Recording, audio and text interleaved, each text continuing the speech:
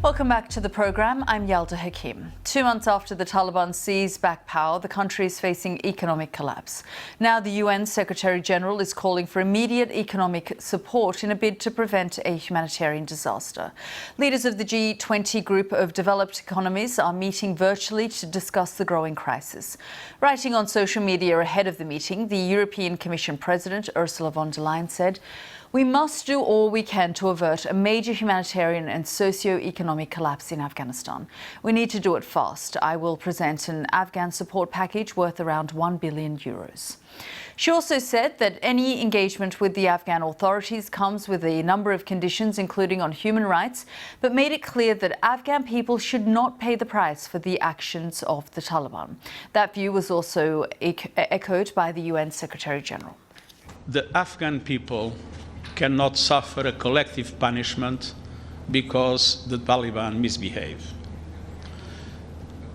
People should not die of hunger in any circumstance. That was the UN Secretary General there. So why is this happening now? Well, according to the UN, the humanitarian situation has deteriorated in recent months due to a combination of factors, including conflict, drought and COVID. Over 18 million people are now in need of humanitarian assistance across the country. That includes more than 9.5 million children, with 1 in 2 under 5 facing acute malnutrition. Overall, around 30% of the population is facing crisis levels of food insecurity. And international aid is clearly key to all of this. The World Bank says foreign aid makes up 40% of GDP. For more on the scale of the humanitarian challenges in Afghanistan, here's the BBC's Yogita Lamai in Kabul. This 18 million number that the UN has been quoting for a few months now, who are in need of urgent life-saving support, as they put it, which means people who need basic food, medicines, just to survive the day.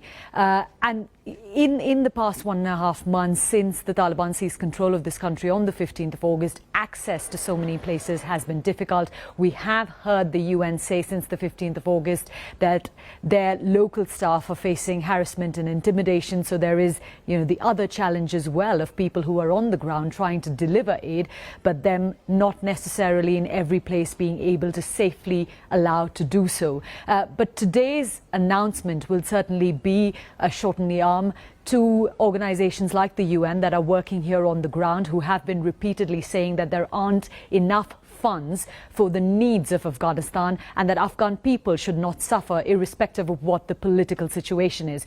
We did hear, interestingly and significantly, from the European Commission President when she said that this is humanitarian aid. It will be channeled through international agencies that are operating on the ground. It is separate to development aid that was also coming into Afghanistan prior to the 15th of August and being channeled through the government and through government agencies on the ground. So she has made that separation very clear, trying to say that Afghan people shouldn't suffer. We should be trying to help them out. But at the same time, this is a government that has seized control of the country. This is a government that we do not recognize yet. And therefore, development aid, which was flowing into the country, is not, there wasn't an indication that she was about to start that yet.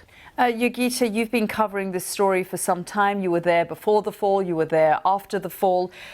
This harsh winter is also looming. Just tell us what you're seeing in Kabul, the levels of displacement and hunger. Is that visible now? Well, yes, it is still visible. There are spaces in this city where people are living out in the open, with tents as accommodation. The temperature does drop even here in Kabul at night, and it is quite cold. And we are heading into, even harsher months ahead when it is going to be bitterly cold. We are also hearing from humanitarian agencies operating in other more remote parts of Afghanistan, where prices of everything have shot up. I mean, one of the things that has happened after the 15th of August is access to cash isn't easy. Even though banks have slowly opened up, it's still very restricted. And once that happens, when there's a shortage of cash in any economy, the prices of basic day-to-day necessities soars. And so people, as you say, who were having a very difficult time, even prior to the 15th of August, it's gotten more dire now. And in the months to come, with the winter coming in, it is going to get even more difficult.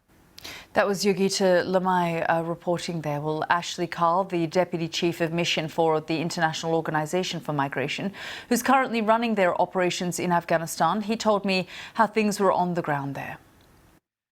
IOM is one of the biggest distributors of shelter material, non-food items such as blankets and mats, which are going to be critically important for keeping Afghans warm during the bitter winter that was spoken about earlier in your program. Winter is around the corner, and of course the roads will become far more difficult to access due to snow and ice.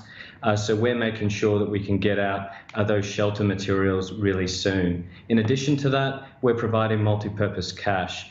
As was also presented in your program, the liquidity in Afghanistan is a significant issue at the moment, and ensuring that we can put cash in Afghans' hands, particularly those that have been displaced, remembering that there's around 630,000 Afghans that have already been displaced this year, is critically important. And of course, health. The healthcare system is on the verge of collapse. The World Bank, of course, made that decision a few weeks ago, and we are trying to fill those gaps wherever we can, together with others in the international community. How is that working? I mean, we're hearing, creating other channels to bypass the Taliban and get the funds and the resources directly into the hands of the Afghans. I mean, is it easy for the IOM at present to get their hands on cash and turn that into resources on the ground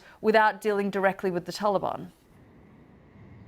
I mean, certainly, Yoda, it's a significant issue, not just for IOM, for all of the international humanitarian community. Cash is one of the biggest issues. Having said that, we've found ways to work with the local money service providers to be able to still get that much needed cash into hands. We don't provide any direct assistance to the de facto authorities. So there's no real risk there that money is falling into those hands. And I have to say, up until now, there hasn't been any evidence that there is the Taliban collecting funds that we're distributing directly to those communities.